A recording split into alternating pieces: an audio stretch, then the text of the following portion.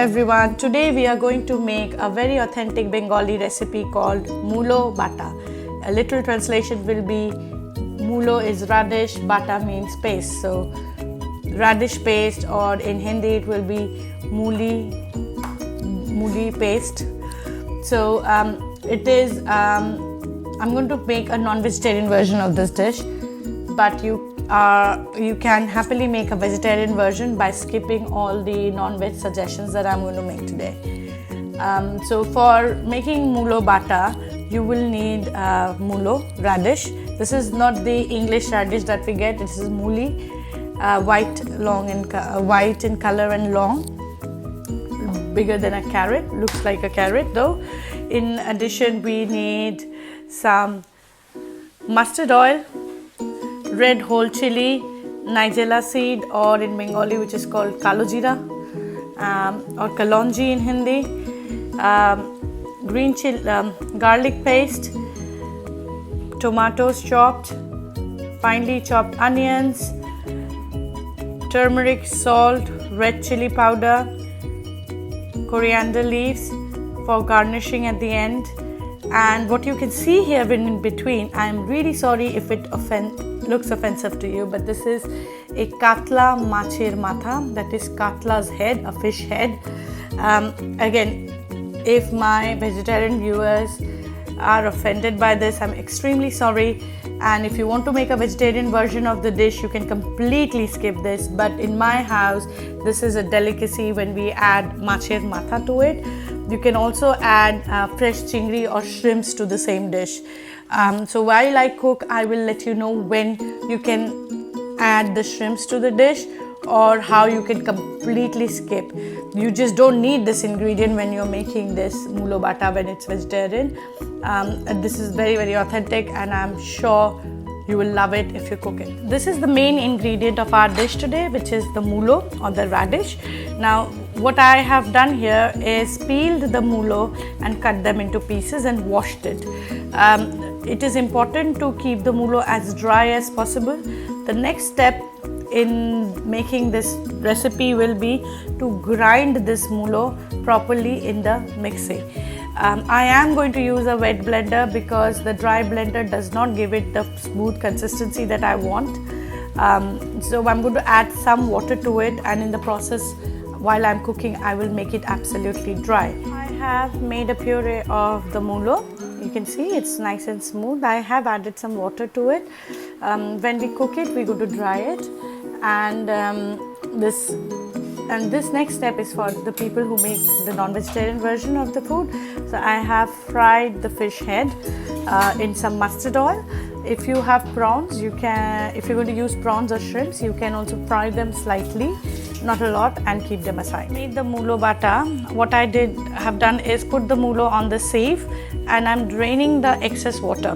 Now, as I mentioned, I'm going to cook off the water, but just to initially fry the mulo bata, I've taken the water out. I will add it back once I'm cooking. Next step is to heat some mustard oil in a kadhai or any other deep pan, and as it gets heated up, once it gets heated up, I'm going to add the red chili whole and the nigella seeds or kalonji, so lal mirch and the kalonji to the oil once the oil gets heated up, and then I'm going to follow it with the sliced onion and start frying them. So the oil is hot now.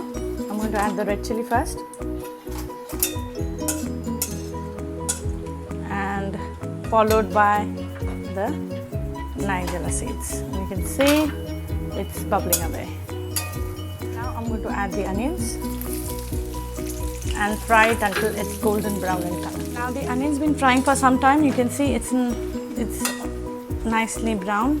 So I'm going to add the garlic paste to it, and then again wait for some time, and then I will add the chopped tomatoes to it. The tomatoes to the frying onion and garlic. I am going to follow it up with adding the turmeric and the chili powder. The dish is inherently hot, but I'm not going to add so much chili to it.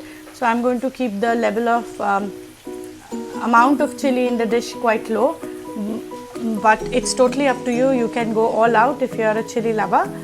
You can add as much as you want. I am going to stick to Kashmiri Mirch because it gives a nice bright red color, as well as it gives a bit of heat that I need, depending on who are eating today. So you can see now that the color is bright red because of the Kashmiri Mirch. I am going to now cook this off for some time, another 5 to 10 minutes, and I'll probably put the lid because I want the tomatoes to get soft, and then I will add the paste that I made of the mulo. The onion, garlic, tomato, I have been frying for some time, and you can see it's nice bright orange red color. No filters I have used for this. The color is really nice and bright. So now I'm going to add the mulo paste, which has been draining for some time, like this. So I'm just going to add it. Please save the water, don't throw it away. I don't like to throw any water when I have boiled my vegetables or I've made a paste of it. Because mulo is pungent, I can't use the water anywhere else. So I'm going to add it back to this dish itself. But I just want to fry off this mulo bata once in the oil properly, and then I will add it so that the mulo gets nicely cooked. So you can leave it like this for some time, 2-3 minutes. You have to continuously keep coming back to the dish because this is the point when it starts getting stuck to the bottom, because there's far too much paste in it.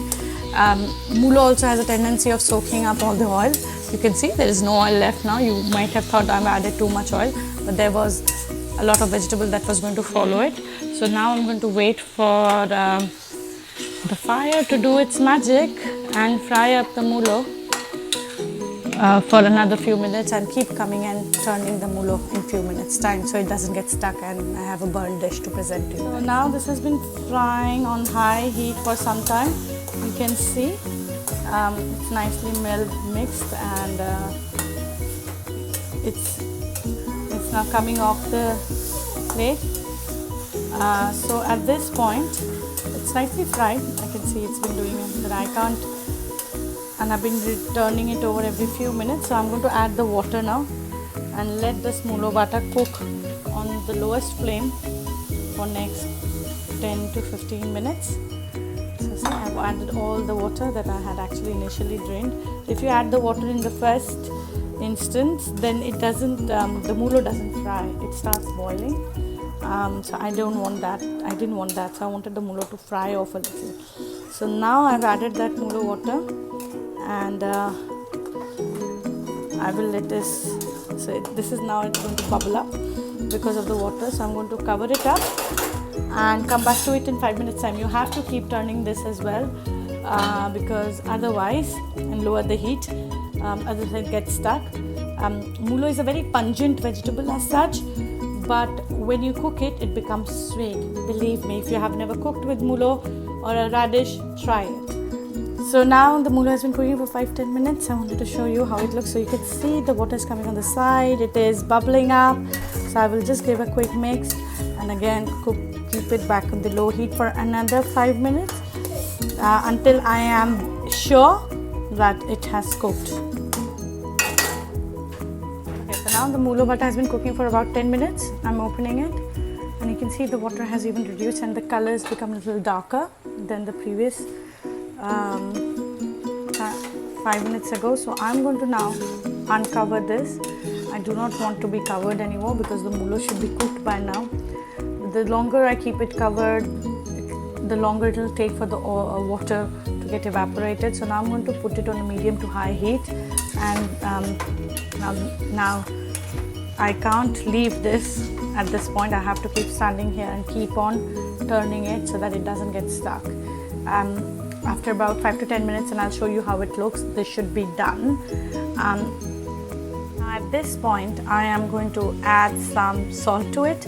I haven't added salt yet because salt tends to take water out. So now it's nicely cooked. I'm going to add the salt now, and if there's any water that needs to come out of the mulo bata, it will come out now and get evaporated quickly as I put it in the high to medium. So now again, it has been cooking for some time. You can see there's no visible water.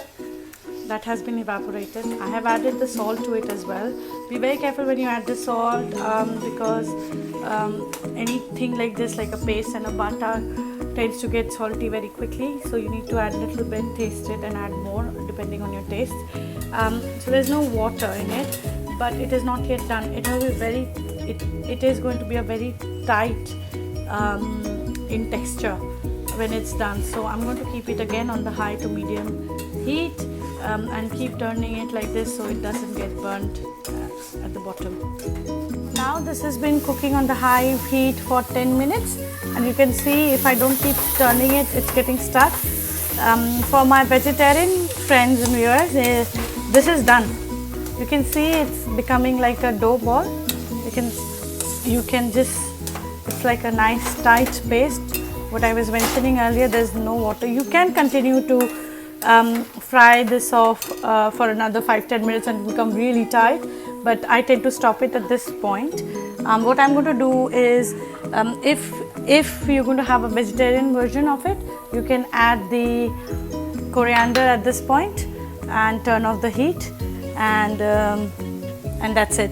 But because I'm going to add the fish head, remember we had fried, so at this point I've lowered the heat and I'm going to add the fish head to the mix and break it down into small chunks and mix it well. Now I've added the fish head, you can see, and I'm going to break the fish head like this so it gets nicely, the fish juices get nicely mixed, and I'm going to just mix it properly.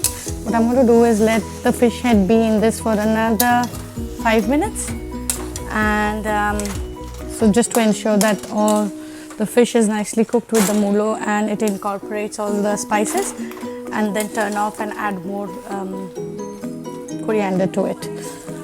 So while this is happening, I'm going to cover this off again so that it cooks in its own steam. Now this has been cooking with the fish head in it for another 5 minutes. So I believe it is cooked. So I'm going to just give it a nice turn over, and you can see it's all incorporated nicely. At this point I'm going to turn off the heat. You can see it's nice and tight butter. If you are into these kind of food, butters and machir matha and chachuri, you will definitely love it. So I'll just add a little bit of coriander on top because I like the smell of nice fresh coriander. Mix it. I have turned off the heat, mind you, and that's it. This is ready to be served with some white rice as we eat all our Bengali dishes with it.